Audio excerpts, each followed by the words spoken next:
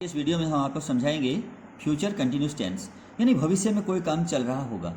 किसी समय में भविष्य में कोई काम चल रहा होगा, कोई काम किया जा रहा होगा। ठीक है, इसकी पहचान है हिंदी वाक्य के अंत में रहा होगा, रही होगी, रहे होंगे या रहा होऊंगा आदि शब्द आते हैं।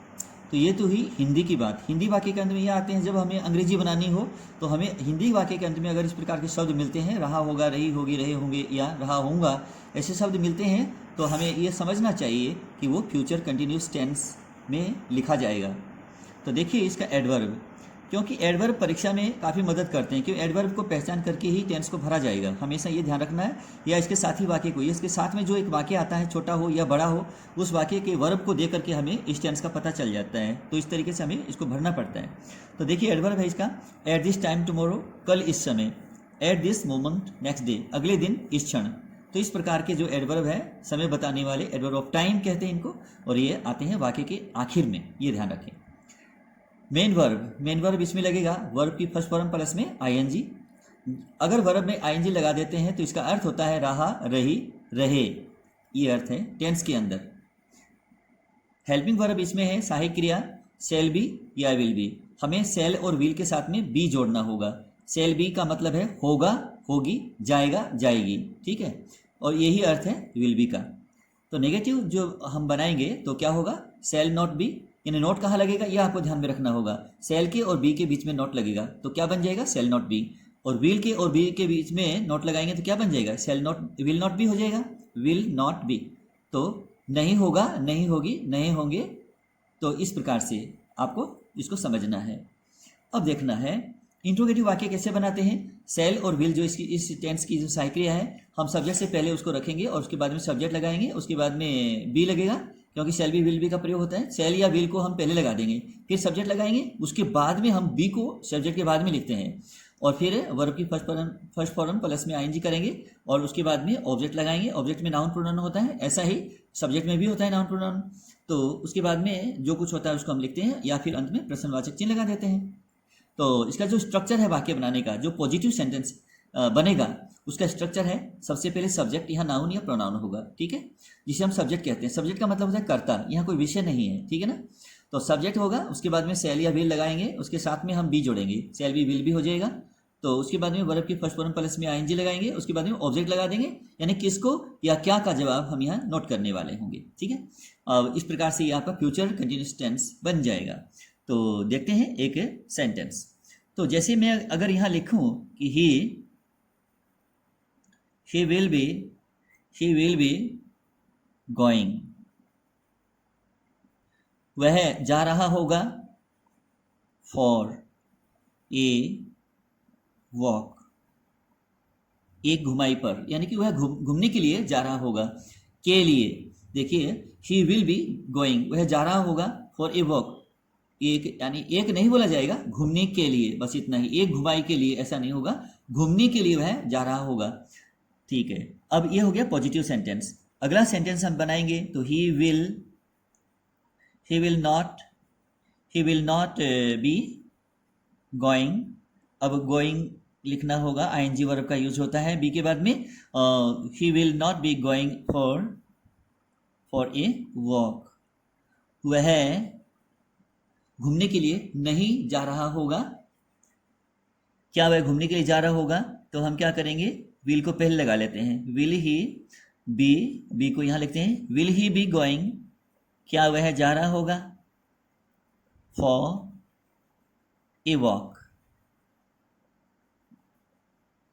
वॉक, और अंत में प्रश्नवाचक चिन्ह लगा देंगे, क्योंकि प्रश्नवाचक वाक्य interrogative. Will he be going for a walk, क्या वह घूमने के लिए जा रहा होगा। क्या वह घूमने के लिए नहीं जा रहा होगा, तो क्या करेंगे, विल ही नॉट, नोट को अंदर वाले हिस्से में लगा लीजिएगा, will he not be, note के बाद में बी लगाना होगा, उसके बाद में आईएनजी वर्ब को लगाना है, यानी पार्टिसिपल जिसे कहते हैं। ठीक है ना, तो आईएनजी वर्ब को हम पार्टिसिपल कहते हैं। ठीक है, प्रेजेंट पार्टिसिपल होता है ये। तो will he not be going for a walk, क्या वह घूमने के लिए नहीं जा रहा होगा। तो इस प्रकार से कितने वाक्य बन गए, एक एक 4 वाक्य।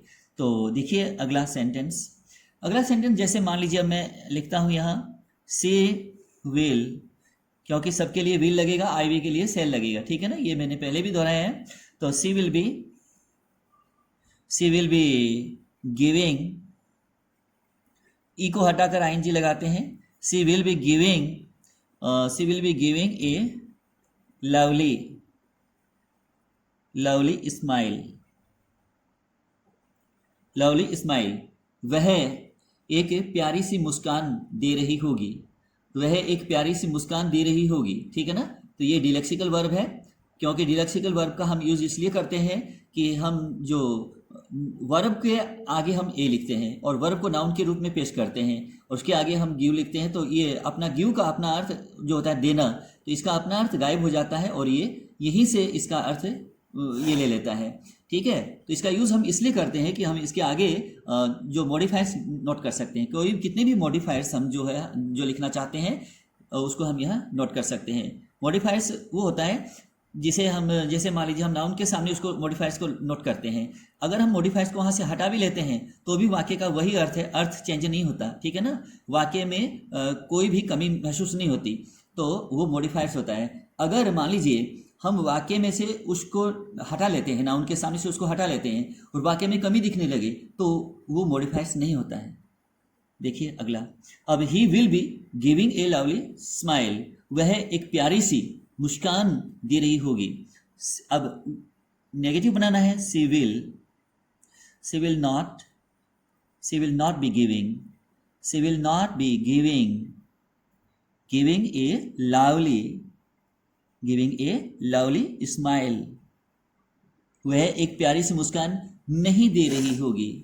क्या वह प्यारी सी मुस्कान दे रही होगी? तो हम क्या करेंगे, विल को शुरू में लिख देते हैं, उसके बाद में क्या लिखेंगे, will she be giving a lovely smile, क्या वह एक प्यारी सी मुस्कान दे रही होगी। ये हो गया इंट्रोगेटिव, ठीक है ना। उसके बाद में हमें इंट्रोगेटिव नेगेटिव बनाना है, तो क्या करेंगे, विल को पहले लिखते हुए विल सी नॉट लिखिए, उसके बाद में बी लगाएंगे, बी को पहले नहीं लगाना है, ये आपको ध्यान में रखना है।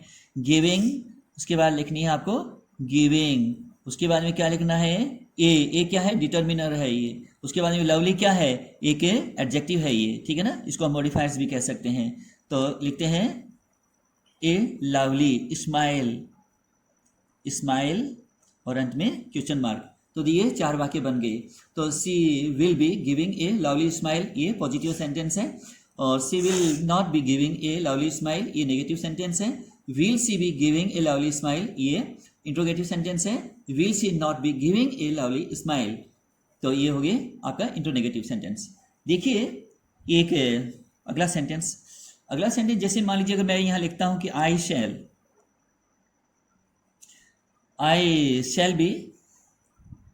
शैल बी लिसनिंग। लिसन में क्या होता है, सुनना। लिसन के साथ में हमेशा टू का यूज होता है, listen to, listens to, listening to, listened to, इस प्रकार से, ठीक है ना। वर्ब चेंज होते रहेंगे लेकिन टू इसका साथ बना रहेगा। तो हमें क्या करना है, लिसनिंग लगाना है, लिसनिंग करके फिर आगे टू को लिखना है, ठीक है। अब टू का मतलब ये नहीं कि हम कोई यहाँ गति दिखाना चाहते हैं, नहीं, इसके साथ में फिक्स्ड प्रीपोजिशन है, इसको रखना ही पड़ेगा। अब क्या लिखना है आगे, अब जैसे मान लीजिए मैं यहाँ लिखने वाला हूँ, सुनने के लिए म्यूजिक लिख देता हूँ मैं, तो I shall be listening to music, मैं संगीत सुन रहा होऊंगा। अब मैंने यहाँ समय लिखा नहीं है, एट दिस टाइम टुमारो, अगर मैं इस प्रकार लिखूँ तो यहाँ लिख सकता हूँ, समय आपको अंत में मिल जाएगा, ठीक है ना। मैं कल इस समय संगीत सुन रहा होऊंगा, इस प्रकार होगा फिर वो वाक्य, ठीक है। तो समय को यहाँ नोट नहीं किया है, केवल वाक्य ही बनाया है। I shall be listening to music, मैं संगीत सुन रहा होऊंगा।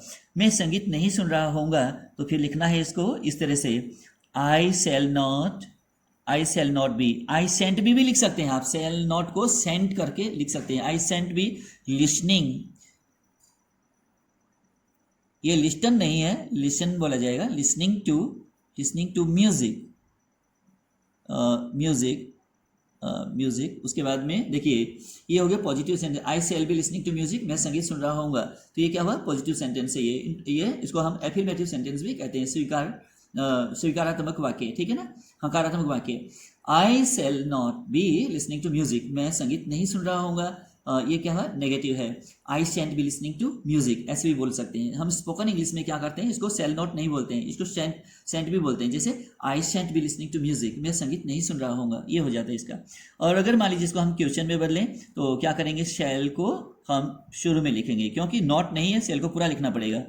Shall I be listening, shall I be listening to music, क्या मैं संगीत सुन रहा होऊंगा। shall I be listening to music, क्या मैं संगीत सुन रहा होऊंगा। अब हमें ये क्या है, इंट्रोगेटिव सेंटेंस है। अब हमें बनाना है इंट्रोनेगेटिव, तो कैसे बनेगा वो, shall को पहले लिखेंगे, shall लिखेंगे तो हम SHA करके, अब यहाँ N लिख देता हूं मैं और अपोस्ट्रोफी डाल करके ये T लिख दिया, तो ये क्या शेंट हो गया, यानी शेल नोट का संक्षिप्त रूप शेंट होता है। So shan't I be listening, shan't I be यानी नेगेटिव हो गया ये, ठीक है ना। Shan't I be listening to music, क्या मैं संगीत नहीं सुन रहा होऊंगा, ये बना। तो ये वाक्य बन गया shan't I be listening to music, इसका मतलब है shall I not be listening to music, क्या मैं संगीत नहीं सुन रहा होऊंगा। तो इस प्रकार से मुझे उम्मीद है कि ये वाक्य आपको फ्यूचर कंटिन्यूस टेंस से बिलोंग करते थे, मैंने आपको समझाए हैं और पूरा समझ में आ गया होगा। बार बार वीडियो को देखिएगा और अधिक से अधिक मेरे इस चैनल को सब्सक्राइब कीजिएगा और लाइक कीजिएगा और शेयर भी कीजिएगा अधिक से अधिक। Thank you.